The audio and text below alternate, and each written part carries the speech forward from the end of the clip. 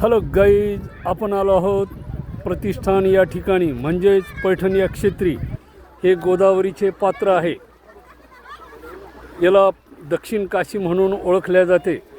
परंतु आपल्यासारख्याच काही निष्काळजी आणि दुर्लक्षित माणसामुळे, त्यांच्या हलगर्जीपणामुळे हे असे पात्रामध्ये कपडे टाकले जातात की माझं पाप या कपड्याबरोबर वाहून जावं.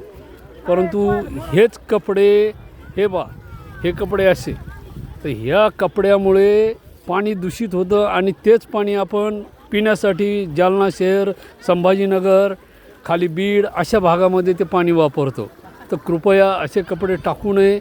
महापालिकेने, नगर परिषदेने यावर कारवाई करावी, जेणेकरून दूषित पाणी पिल्या जाणार नाही. एक तर त्यात मृत व्यक्तीचे राख टाकल्या जाते आणि त्यात दुसरी गोष्ट म्हणजे या कपड्यामुळे फार मोठं नुकसान होतं आहे. धन्यवाद.